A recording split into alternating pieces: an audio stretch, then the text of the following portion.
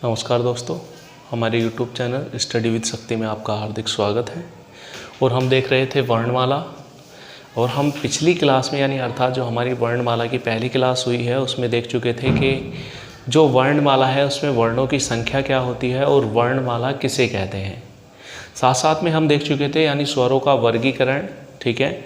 और स्वरों का वर्गीकरण मैंने आपको बता दिया था कि 7 प्रकार से होता है। और उसी के साथ साथ मैंने आपको बताया था जो हमारी वर्णमाला है, वर्णमाला में वर्णों की संख्या कितनी होती है, 52 होती है, ठीक है। स्वर किसे कहते हैं, स्वरों की संख्या कितनी होती है, कम से कम स्वर कितने होते हैं, हम पिछली क्लास में देख चुके थे। और आज जो हमारा स्वरों का वर्गीकरण चल रहा है, क्या चल रहा है, स्वरों का वर्गीकरण।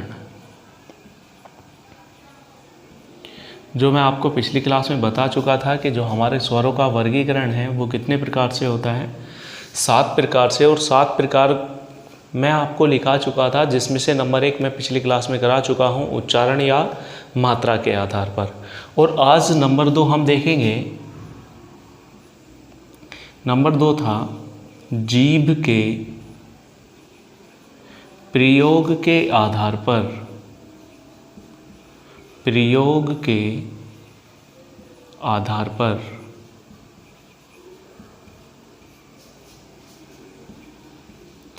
आप सभी जानते हैं कि एसएससी जीडी ऑनलाइन हो चुकी हैं, ठीक है। और एसएससी जीडी में हिंदी का महत्व बहुत ज़्यादा रहेगा, ठीक है, क्योंकि आप सभी जानते हैं कि एसएससी जीडी में हिंदी ज़्यादा हार्ड आने वाली नहीं है, बिल्कुल ईजिली आएगी, जिसमें कि आप पूरा स्कोर कर सकते हैं, ठीक है। तो ये ध्यान रखना, वर्णमाला से क्वेश्चन बहुत पूछे जाते हैं। और जब भी वर्णमाला यानी अर्थात स्वरों से क्वेश्चन पूछा जाता है तो स्वरों के वर्गीकरण से क्वेश्चन बहुत बार पूछा जाता है। जैसे कि यदि आपसे कहा जाए कि जो हमारा जीभ के प्रयोग के आधार पर स्वरों का वर्गीकरण किया जाता है वो कितने प्रकार से होता है, तो 3 प्रकार से होता है। जिसमें हमारा फर्स्ट नंबर पर आता है अग्रस्वर, नंबर 2 आता है मध्य स्वर, और नंबर 3 आता है पश्च स्वर।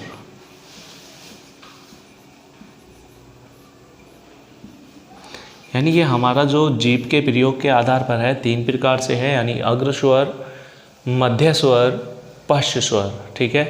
तो हम देखेंगे यानी जो हमारा अग्र स्वर है ये क्या होता है, मध्य स्वर है ये क्या होता है, और पश्च स्वर क्या होता है।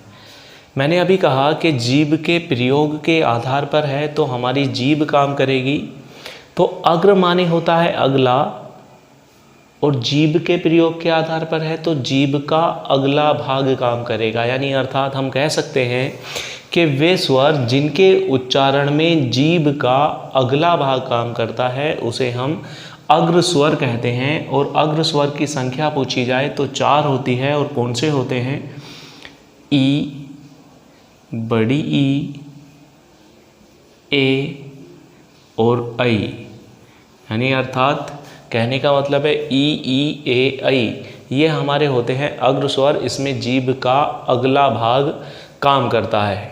यदि हम बात करें मध्य स्वर की, तो मध्य स्वर क्या होता है कि हम कह सकते हैं कि आप सभी जानते हैं कि मध्य माने होता है बीच, ठीक है, कि वे स्वर जिनके उच्चारण में जीभ का बीच का भाग काम करता है उसे हम मध्य स्वर कहते हैं। और मध्य स्वर को ही हम ध्यान रखेंगे, मध्य स्वर को ही कहा जाता है केंद्रीय स्वर, क्योंकि मध्य माने भी बीच होता है और केंद्र माने भी बीच ही होता है।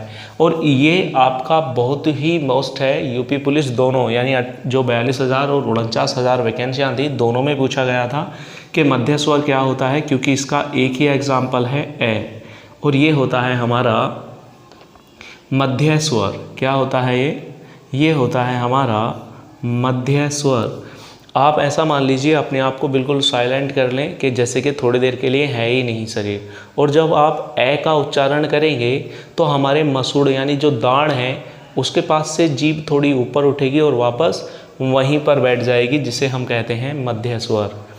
और बात करें पश्च स्वर की, तो पश्च माने होता है पिछला, यानी अर्थात वे स्वर जिनके उच्चारण में जीभ का पिछला भाग काम करता है उसे हम कहते हैं पश्च स्वर। जैसे कि आ, यानी अर्थात कहने का मतलब है कि हवा पीछे से आएगी और ऐसे की ऐसे ही आगे को निकल जाएगी, जिसे हम कहते हैं पश्च स्वर ऊ, ऊ, ओ और औ।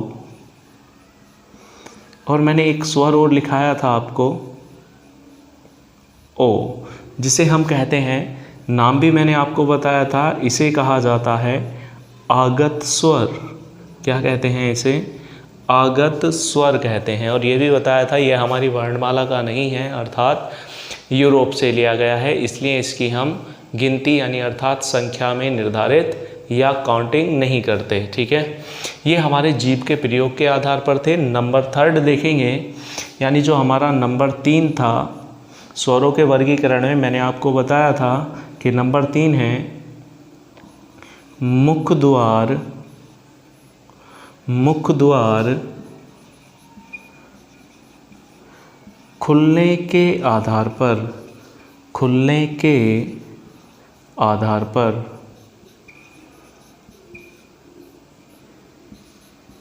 यदि आपसे कहा जाए कि मुख द्वार खुलने के आधार पर स्वरों का वर्गीकरण कितने प्रकार से होता है, तो ध्यान देंगे मुख द्वार खुलने के आधार पर स्वरों का वर्गीकरण होता है 4 प्रकार से। और 4 प्रकार कौन कौन से हैं, जिसमें फर्स्ट नंबर पर हमारा आता है विव्रत, दूसरे नंबर पर आता है अर्धविव्रत,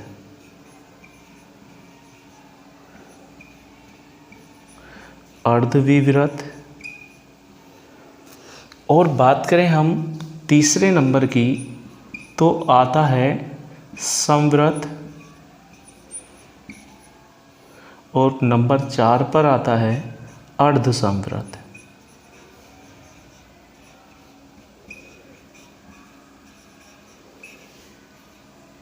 ये हमारे यानी मुख द्वार खुलने के आधार पर जो स्वरों का वर्गीकरण 4 प्रकार से किया जाता है, कौन कौन से होते हैं? विव्रत, अर्धविव्रत, संव्रत और अर्धसंव्रत। तो विव्रत क्या होता है? देखो, विव्रत होता है यानी पूरा खुलना। जो विव्रत का शाब्दिक अर्थ है वो है खुलना, यानी अर्थात खुलना। तो कौन खुलेगा? जो हमारे मुख के आधार पर हैं तो मुख ही खुलेगा। तो हम कहेंगे यानी वे स्वर जिनके उच्चारण में हमारा मुख द्वार पूरा खुलता है उसे विव्रत कहते हैं। और विव्रत बहुत ही ज़्यादा मोस्ट है, एक मध्य स्वर और एक विव्रत, क्योंकि इनके केवल एक एक ही एग्जाम्पल हैं। यानी आ, यदि हम आ को जितना बड़ा खींचेंगे हमारा मुख द्वार उतना ही बड़ा खुलेगा, जिसे हम कहते हैं विव्रत। ठीक है, अब हमने बताया कि विव्रत माने होता है खुलना और अर्ध माने क्या होगा? आधा। यानी वे स्वर जिनके उच्चारण में हमारा मुख द्वार आधा खुलता है उसे हम कहते हैं अर्धविव्रत। और अर्धविव्रत क्या होते हैं? ए, ऐ, औ और ओ। क्या है? इनके उच्चारण में हमारा मुख द्वार आधा खुलता है, जिसे हम कहते हैं अर्धविव्रत। और बात की जाए संव्रत की, तो संव्रत माने होता है लगभग बंद रहना, यानी अर्थात लगभग बंद होना। क्या लगभग बंद होना? हमारा मुख द्वार, क्योंकि मुख द्वार के आधार पर हैं तो हम कहेंगे कि वे स्वर जिनके उच्चारण में हमारा मुख द्वार लगभग बंद रहता है उसे हम संव्रत कहते हैं। और मुख द्वार लगभग किस में बंद रहता है? ई, उ, ऊ। इनके उच्चारण में हमारा मुख द्वार क्या रहता है? लगभग बंद रहता है, और जिसे हम कहते हैं संव्रत। और बात की जाए अर्धसंव्रत की, तो मैंने अभी कहा कि अर्ध माने होता है आधा और संव्रत माने होता है बंद रहना। यानी अर्थात वे स्वर जिनके उच्चारण में हमारा मुख द्वार लगभग आधा बंद रहता है उसे हम कहते हैं संव्रत कहते हैं। और संव्रत कौन से होते हैं? ए और ओ। ठीक है, मैं आपसे एक बात बता दूं कि एंट्रेंस में विव्रत और संव्रत पूछे जा चुके हैं, लेकिन कभी भी अर्धसंव्रत और अर्धविव्रत ये एंट्रेंस में नहीं पूछे गए। क्यों नहीं पूछे गए? इसका एक कारण है। ऐसा मान लीजिए कि मैंने एक बीकर लिया, यानी एक गिलास ले लिया, ऐसा मान लीजिए। ठीक है, और मैंने इसे क्या काम करा? आधा पानी से भर दिया। किससे भर दिया इसे? आधा पानी से भर दिया। अब कोई आपसे ऐसा मान लीजिए, आप इसे ये कह सकते हैं कि ये आधा भरा हुआ है, आप इसे ये भी कह सकते हैं ये आधा खाली है, बात तो सेम ही है। जब हमारा मुख द्वार आधा खुला रहेगा तो जाहिर सी बात है आधा बंद भी तो रहेगा, ठीक है। तो जब आप आधा खुला रहेगा तो आधा बंद रहेगा, और आधा बंद रहेगा तो आधा खुला रहेगा। इसलिए ये दोनों एंट्रेंस में आज तक पूछे नहीं गए हैं, लेकिन विव्रत और समव्रत ये दोनों पूछे जा चुके हैं और आपके लिए ये बहुत ही ज़्यादा मस्ट है, ठीक है। देखते हैं, आपने नोट कर लिया होगा इसे, और जिसने नोट नहीं करा है वो बैक करके, प्यूश करके यानी रोक करके नोट कर सकते हैं, ठीक है। देखते हैं नंबर अगला, यानी जो हमारा नेक्स्ट है नंबर 4। नंबर 4 हेडिंग डालेंगे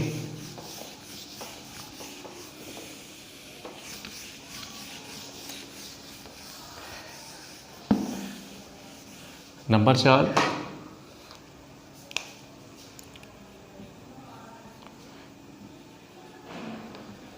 ओटो की स्थिति के आधार पर, ओटो की स्थिति के आधार पर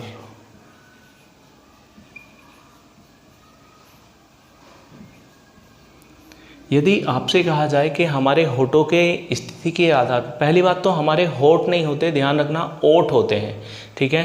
तो ओठों की स्थिति के आधार पर जो स्वरों का वर्गीकरण किया जाता है वो 2 प्रकार से होता है। कितने प्रकार से? 2 प्रकार से। और 2 प्रकार कौन कौन से हैं? जिसमें हमारा नंबर 1 आता है व्रतमुखी। क्या आता है? व्रतमुखी आता है। और दूसरे नंबर पर आता है अव्रतमुखी। अव्रतमुखी। मैं आपको बता दूं कि ऐसा मान लीजिए कि यहाँ पर 2 शब्द हैं, एक तो आया हमारा व्रत और दूसरा है मुखी। रट्टा मारने की आवश्यकता नहीं है, केवल समझना है। आप सभी जानते हैं कि व्रत कैसा होता है? गोल होता है, और मुखी माने होते हैं हमारे ओठ, ठीक है। यानी मुखी माने हैं हमारे ओठ, और व्रत कैसा होता है? गोल होता है। तो मैं कहूँगा कि ऐसे स्वर जिनके उच्चारण में हमारे होठ गोल घूम जाएं उन्हें हम व्रतमुखी कहेंगे, और व्रतमुखी के साथ साथ ही इन्हें हम कहते हैं वर्तुल वर्ण। ध्यान रखेंगे कि इनका दूसरा नाम है वर्तुल वर्ण, ठीक है। क्योंकि ज़्यादातर सभी व्यक्ति ये तो बता देंगे कि व्रतमुखी क्या होता है, लेकिन इसका दूसरा नाम ज़्यादातर किसी को याद नहीं होता। और जब एग्ज़ाम में हम बैठते हैं तो देखते हैं कि वर्तुल वर्ण आ गया तो आधे व्यक्ति सोचते हैं कि आउट ऑफ सिलेबस है, यानी सिलेबस से बाहर की बात है, हमें पता ही नहीं कि कौन सा होता है। तो ध्यान रखना, वर्तुल वर्ण को ही हम व्रतमुखी कहते हैं या व्रतमुखी को ही वर्तुल वर्ण कहते हैं। अर्थात वे स्वर जिनके उच्चारण में हमारे होठ गोल घूम जाएं उन्हें हम व्रतमुखी या वर्तुल वर्ण कहते हैं। जैसे कि ऊ, ओ, औ और ओ, इनके उच्चारण में हमारे होठ गोल घूम जाते हैं और इन्हें ही हम कहते हैं व्रतमुखी। अब ऐसा मान लीजिए, सपोज कीजिए मैंने लिखा जन्म लिख दिया। अब यदि हमें इसका विपरीत बनाना है तो मैं इसके आगे क्या लगा दूंगा? ए लगा दूंगा, यानी अजन्म कर दूंगा। उसी प्रकार यहाँ पर क्या था? यहाँ पर व्रतमुखी था जिसमें हमारे होठ गोल घूम रहे थे, तो अब मैंने इसके आगे क्या लगा दिया? ए लगा दिया, यानी अर्थात अव्रतमुखी कर दिया। तो इसमें हमारे होठ गोल नहीं घूमेंगे। और यहाँ पर वर्तुल था तो मैंने इसे क्या कर दिया? अवर्तुल कर दिया। क्या कर दिया? अवर्तुल वर्ण। ध्यान रखेंगे, यानी एक याद हो गया तो दूसरा ऑटोमेटिक खुद याद हो जाएगा, ठीक है। तो यानी अव्रतमुखी या अवर्तुल वर्ण कौन से होंगे? जिनमें हमारे होठ गोल नहीं घूमेंगे, उन्हें हम क्या कहेंगे? अवर्तुल वर्ण कहेंगे। जैसे कि ए, आ, ई, ए, ऐ। ये हमारे क्या हैं? वो अवर्तुल वर्ण हैं जिसके उच्चारण में हमारे होठ गोल नहीं घूमते, ठीक है। और बात करें हम यदि नंबर 5 की, तो नंबर 5 हमारा आता है हवा के नाक व मुंह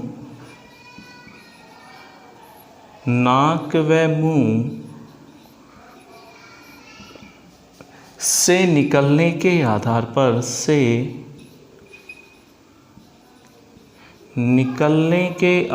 पर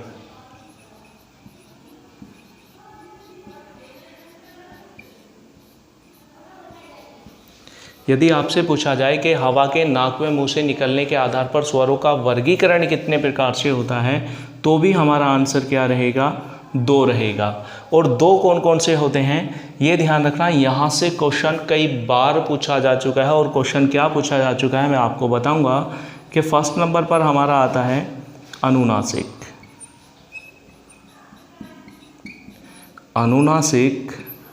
या फिर हम कह सकते हैं नासिक्य स्वर। और दूसरे नंबर पर आता है हमारा निर्नुनासिक,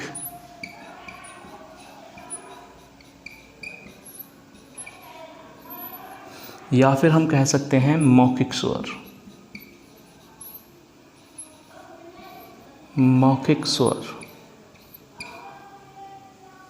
ठीक है, यानी 2 प्रकार से होता है, एक होता है अनुनासिक या नासिक्य स्वर, या फिर हम कहते हैं निर्नुनासिक या मौखिक स्वर। ठीक है, तो मैं आपको बता दूं कि क्वेश्चन कई बार पूछा जा चुका है कि अनुनासिक किसे कहते हैं। क्वेश्चन 3 तरीके से पूछा जाएगा, और तीनों तरीके हम डिस्कस करेंगे कि पूछा कैसे जाता है। ठीक है, तो फर्स्ट ही क्वेश्चन ये ध्यान देंगे, यानी जो हमारा पहली बार ही पूछा जाएगा कि अनुनासिक क्या होता है। तो ध्यान रखेंगे, अनुनासिक वे वर्ण होते हैं जिनके उच्चारण में हवा मुख के साथ साथ नाक से भी निकलती है। ध्यान रखेंगे कि हम इनमें उच्चारण में हवा मुख व नाक, यानी मुख व नाक दोनों से निकलती है।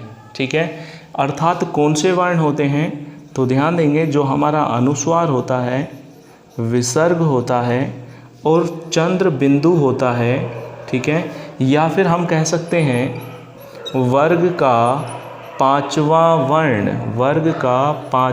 वर्ण क्या कहलाता है, अनुनासिक कहलाता है। वर्ग का 5वां वर्ण कैसे, जैसे कि सपोज कीजिए मैंने लिखा कै, ख, ग, घ और ण, यानी अर्थात ये वर्ग का 5वां वर्ण है और यही क्या कहलाएगा, अनुनासिक कहलाएगा। जैसे कि च, छ, ज, झ, अन, तो अन ही क्या कहलाएगा, वर्ग का 5वां वर्ण, और 5वां वर्ण होने के साथ साथ ही क्या कहलाएगा, वो अनुनासिक कहलाएगा। और निर्नुनासिक क्या होते हैं, यानी निर्नुनासिक वे स्वर होते हैं जिनके उच्चारण में हवा केवल मुख से निकलती है। किससे निकलती है, केवल मुख से निकलती है। और अर्थात हमारे सभी स्वर क्या होते हैं, अनुस्वार और विसर्ग को छोड़कर सभी अनुनासिक होते हैं। क्या होते हैं, सभी अनुनासिक निर्नुनासिक होते हैं। क्या होते हैं, निर्नुनासिक होते हैं। अब क्वेश्चन देख लेंगे, क्वेश्चन कैसे पुटअप किया जाता है। ऐसा मान लीजिए, फर्स्ट क्वेश्चन तो मैंने आपको बता ही दिया, पूछा जाता है कि अनुनासिक क्या होता है, तो ऑप्शन में मिलता है कि वे वर्ण जिनके उच्चारण में हवा केवल नाक से निकलती है, वे वर्ण जिनके उच्चारण में हवा केवल मुख से निकलती है, वे वर्ण जिनके उच्चारण में हवा मुख के साथ साथ नाक से निकलती है, या इनमें से कोई नहीं। तो अनुनासिक क्या होते हैं, जिनके उच्चारण में हवा मुख के साथ साथ नाक से भी निकलती है। लेकिन सपोज कीजिए नेक्स्ट क्वेश्चन कैसे पूछा जाएगा, यानी मैंने आपको बताया कि 3 तरीके से क्वेश्चन पूछा जाता है। दूसरा तरीका देखेंगे, आपको 4 ऑप्शन दिए जाएंगे, A, B, C और D। आपको ये 4 ऑप्शन दिए जाएंगे, और ऐसा मान लीजिए, ऐसा दे दिया जाएगा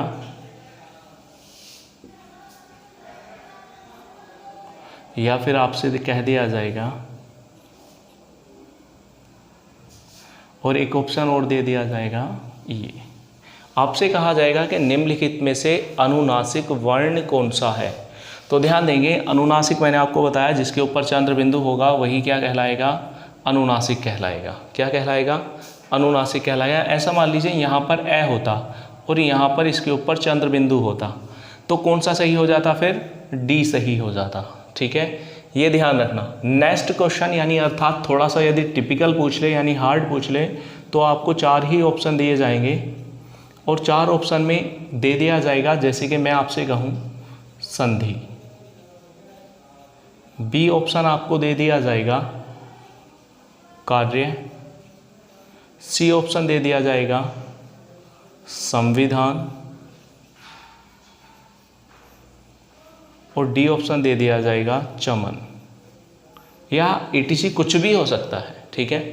तो अब आपसे पूछ लेगा निम्नलिखित में से कौन सा शब्द अनुनासिक नहीं है, कि निम्नलिखित में से कौन सा शब्द अनुनासिक नहीं है, तो कौन सा नहीं होगा। तो आप सभी को पता है यहाँ पर चंद्र बिंदु आ रहा है तो ये अनुनासिक होगा, क्योंकि हवा कहीं ना कहीं जा करके नाक से भी निकलेगी।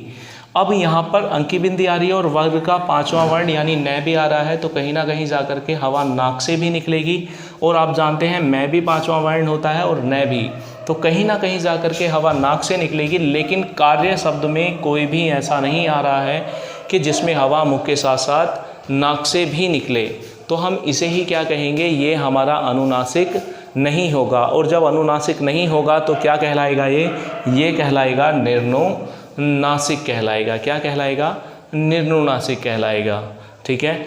मैं उम्मीद करता हूँ आप यहाँ तक समझ गए होंगे। तो नेक्स्ट नंबर 6 यहीं पर डालेंगे भैया, और जो हाथों हाथ नोट नहीं कर रहा है तो वो पीछे यानी बैक करके रोक करके हमारी वीडियो को नोट कर सकता है, ठीक है। तो नंबर 6 डालेंगे भैया, नंबर 6 देखेंगे। नंबर 6 हेडिंग डालेंगे प्राणत्व के आधार पर, यानी जो हमारा नंबर 6 हेडिंग है वो है प्राणत्व के आधार पर। नंबर 6 यह नंबर 6 डाल देंगे घोषत्व के आधार पर था। क्या था, घोषत्व के आधार पर,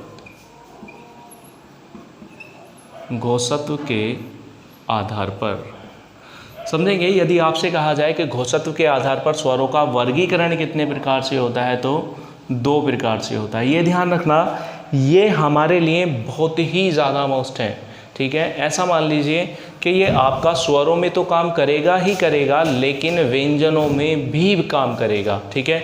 तो हम यहाँ पर स्वर पढ़ रहे हैं तो स्वर के बारे में तो देखेंगे ही देखेंगे, लेकिन व्यंजनों के बारे में भी देखेंगे, ठीक है। तो मैं आपको बता दूं, ऐसा मान लीजिए घोषत है, क्या है ये, यानी घोषत्व है, तो सबसे पहले हमें पता होना चाहिए कि घोषत्व का अर्थ क्या होता है।